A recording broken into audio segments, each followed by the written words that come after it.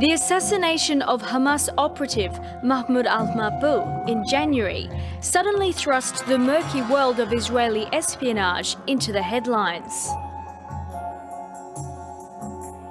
Despite a prolonged international outcry, Israel has never confirmed was behind the murder. What does the Israeli government do when the whole world is saying that Israel was behind this assassination? What position does it put the Israeli government in? Well, the government will continue to do what it needs to do.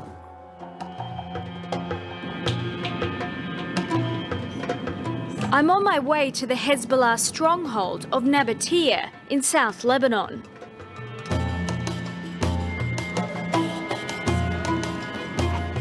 It's the kind of town that proudly displays photos of locals who have died fighting Israel.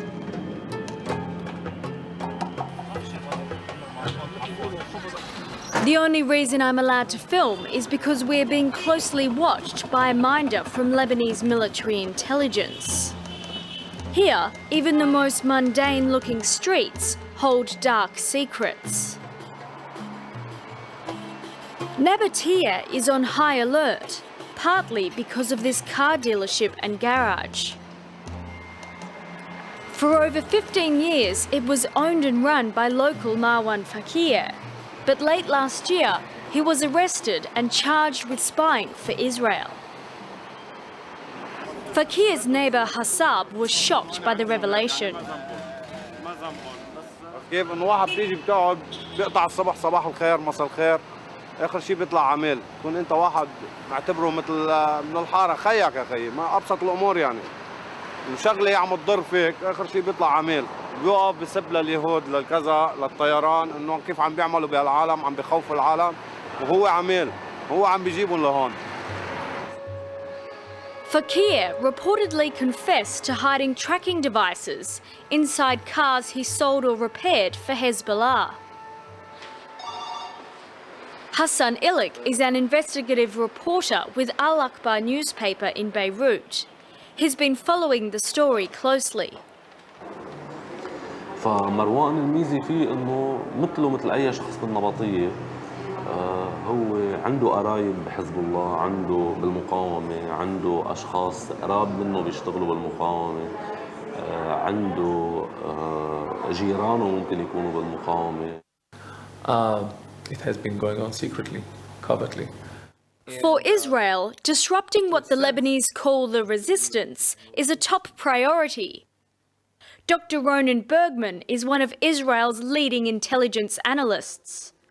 Israel, especially since 2002, 2003, with Mossad under the command of Major General Meir Dagan, is investing major effort, vast resources into the attempts to penetrate what is termed by Mossad as the radical front, which is combined of Hezbollah, Hamas, Palestinian Islamic Jihad, Syria and Iran. Understanding what the radical front is up to, trying to disrupt its efforts against Israel and come out with a new initiative in order to try and destroy or at least delay the Iranian nuclear project. While Israel is determined to build its spy network, Lebanon is equally committed to tearing it down.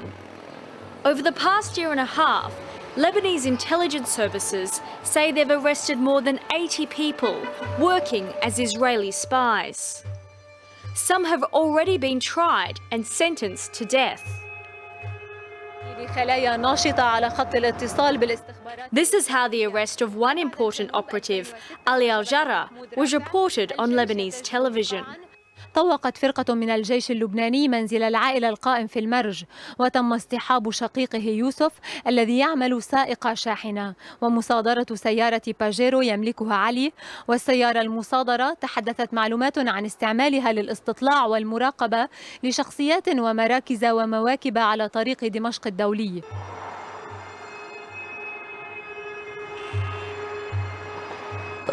وشغله بالبقاع الأوسط على خط بيروت دمشق ومنطقة المصنع، منطقة الحدود السورية. يعني هيدا الزلمة ماسك طريق عمليا طريق الإمداد يلي بيوصل منه سلاح للمقاومة والمنطقة الخلفية لحركة المقاومة.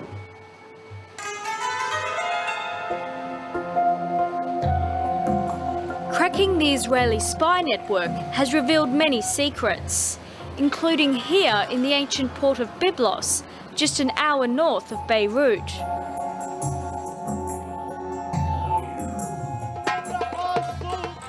It's a favourite haunt with tourists. All seems normal by day. But by night, this harbour was reportedly used by Israeli intelligence officers as a meeting point to talk with their spies. Intelligence is part of any country's formation. It helps prevent, I would say, conflicts. When you know what you need to know, it helps you prevent some of the conflicts, and that's the reason why we're trying to do that. But for the Lebanese, catching Israeli spies is seen to greatly improve their security, and they're keen to publicise any success. This press conference was held to reveal equipment the authorities claim to have confiscated from spies working for Israel. الجهاز الأول بشكل راديو تركيبتها الداخلية عادية بحيث لا يظهر أنها تحتوي على أي أشياء استثنائية مختلفة عن أجهزة الراديو المعروفة، في حين أنها في الواقع تحتوي على تقنية عالية تسمح باستقبال وبث رسائل مشفرة عبر موجات راديو قصيرة. I think it's very significant.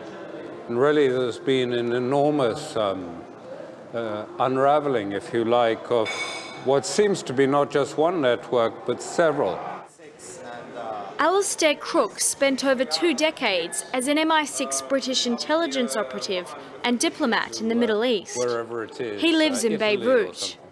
You can have new exercises for the army, you can do new training, you can give them new equipment, but putting back that sort of intelligence network on the ground, as I say, can take 5, 10 years. Just not easy. There was so much media attention as to what happened in Dubai, but in a way, is what happened here in Lebanon, is it as damaging as what happened in Dubai, or perhaps even more damaging? More damaging.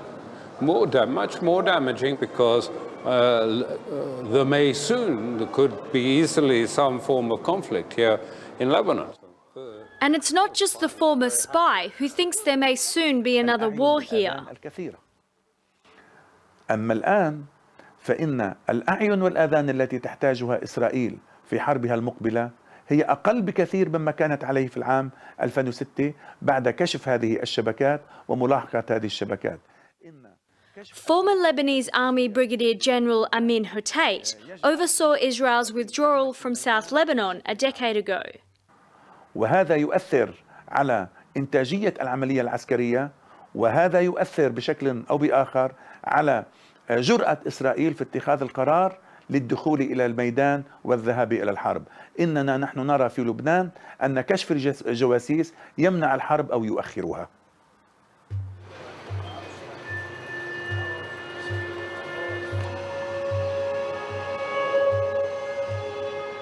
Late last year, another blow was struck in this deadly contest.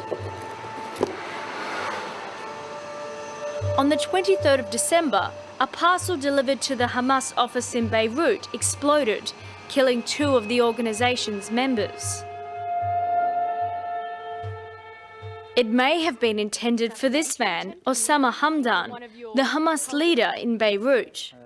He says he's on an Israeli hit list. It's not a secret. We are targeted by the Israelis by the names, not in general. Our names are on the list, at least mine is one of the lists, so anything can be.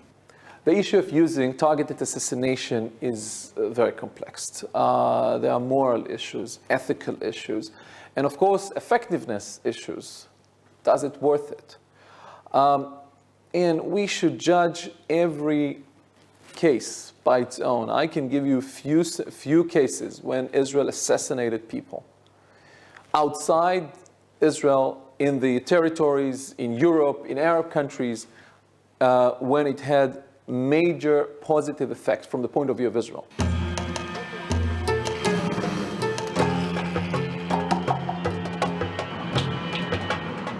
I leave Lebanon and head over the border to Syria, long accused by Israel and the West as a supporter of the terror groups that Mossad has been busy hunting. Hezbollah's military commander Imad Mughniyeh was assassinated here in 2008. The killing bore all the hallmarks of a classic Mossad hit. Gordon Thomas is a renowned intelligence expert who's written extensively about the operation. So they've been looking for him for years. He was perhaps the most wanted terrorist next to bin Laden. They wanted him desperately. Mughniyeh had been living a life on the run for years, even undergoing extensive plastic surgery in Europe so he could move around the globe undetected. It was only after Mossad was tipped off with photos of his new look that the Israelis managed to track him down. This is a kind of assassination that they really do like, if there's such a thing as liking an assassination. And they put together a team, and they got the passports right, not like in Dubai. And they had the French and all that covers they had. And they came in one by one into Damascus. After arriving in the Syrian capital, Thomas says the agents began preparing a car bomb to kill Mughniyeh. They planted in the car, in the headrest, a little bomb. Now, little bombs are what they specialize in killing you, not big bombs. Just enough to blow your head off. And on the night of the 12th of February 2008, they successfully executed the plan.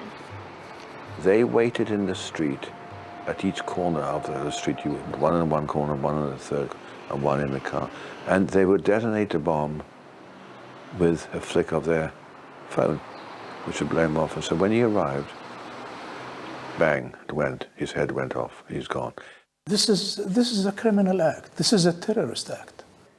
Dr Mekdad is Syria's Deputy Foreign Minister.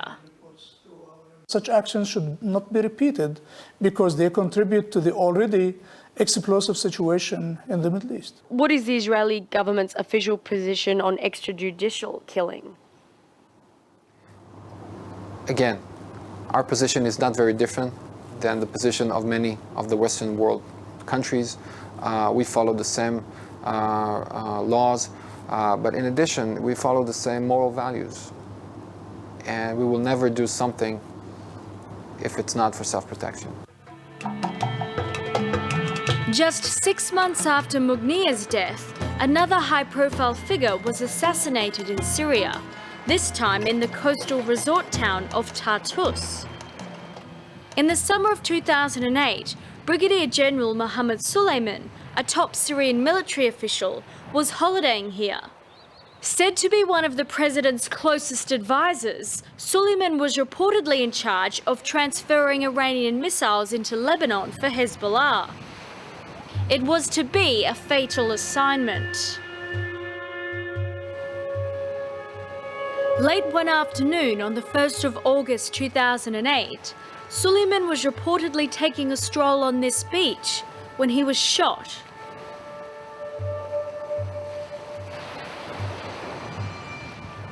The story is that the bullets were fired from a passing boat.